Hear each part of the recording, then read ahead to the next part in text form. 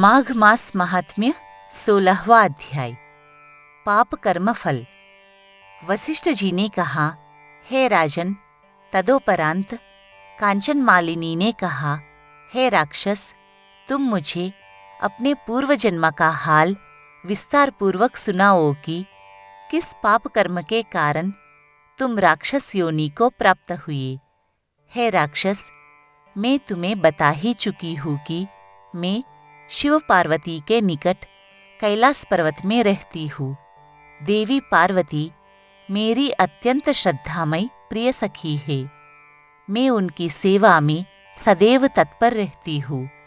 उनकी सेवा में निरंतर लिप्त रहने के कारण ही मैं समझ पाई हूँ कि प्रत्येक प्राणी को अपने कर्मों के अनुसार ही योनि मिलती है।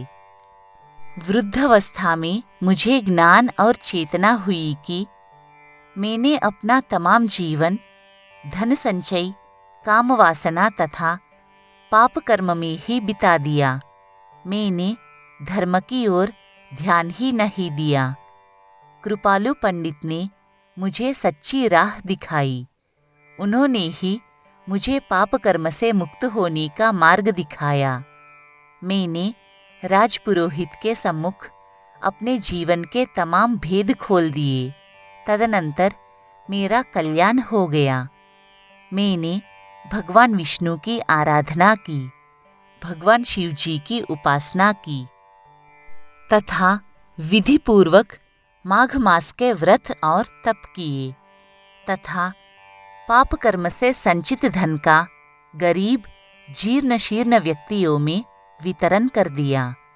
अतः हे राक्षस, तुम भी आत्मग्लानि तथा पश्चाताप के स्वरूप मुझे अपने पिछले जीवन की गाथा सुनाओ।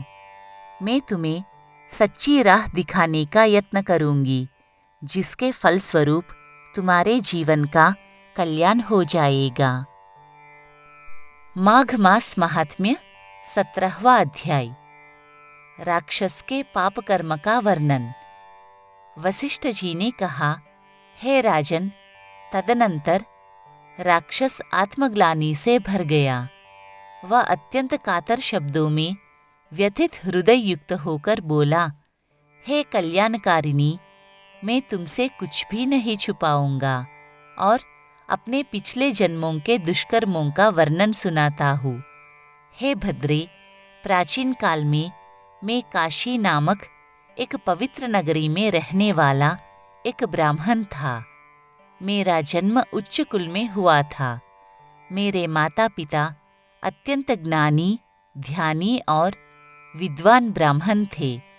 उन्होंने मुझे चारों वेद तथा अनेक पुराण और शास्त्रों का ज्ञान तथा पठन कराया, परंतु मेरे हृदय में धन के प्रति लोभ जागृत होता गया।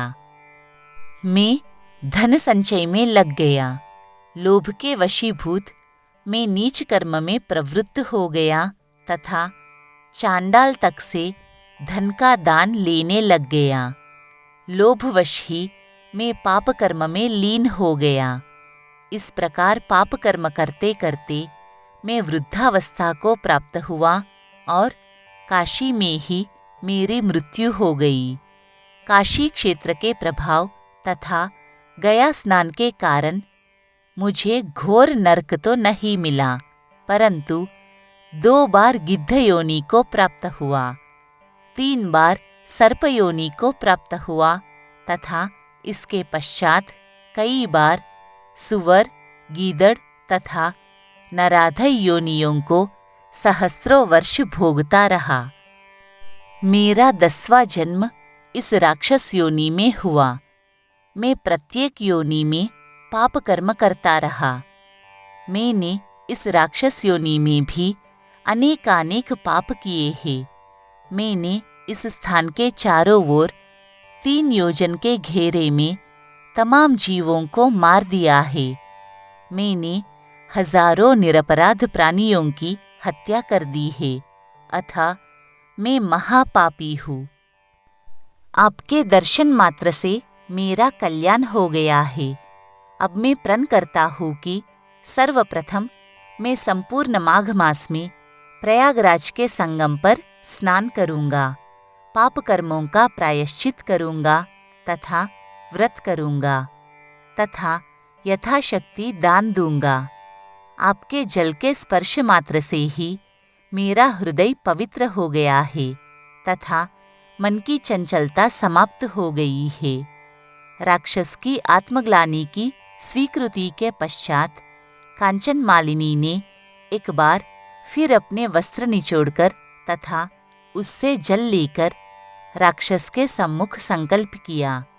इस पुण्यदान से देखते ही देखते राक्षस तत्काल राक्षस योनि से मुक्त हो गया तथा शुद्ध पवित्र हृदय युक्त हो गया।